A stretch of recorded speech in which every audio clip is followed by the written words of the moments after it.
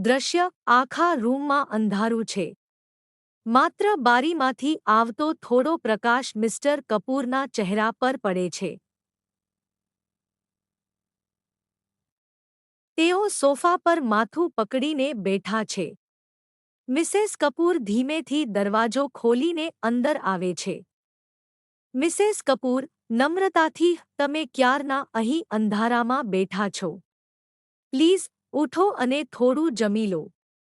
શરીર સાથ નહીં આપે તો આ લડાઈ કેવી રીતે લડશો? મિસ્ટર કપૂર, શૂન્ય અવકાશમાં જોતા, ધીમા અવાજે, મને જમવાનું નહીં ભાવે.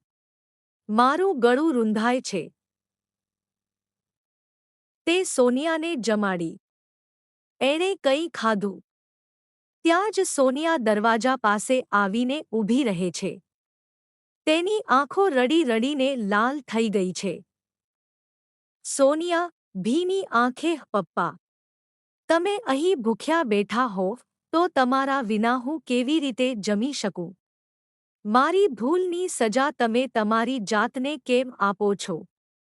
મિસ્ટર કપૂર, સોનિયા તરફ જોયા વગર, મક્કમ પણ દુઃખી અવાજે, સોનિયા. બેટા, અત્યારે મને કોઈની સાથે વાત કરવાની ઈચ્છા નથી. મને થોડી વાર આ રૂમમાં એકાંતમાં રહેવા દો.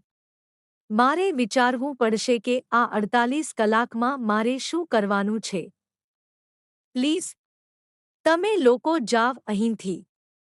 મિસેસ કપૂર અને સોનિયા એકબીજા સામે જુએ છે અને ભારે હૈયે રૂમની બહાર જાય છે.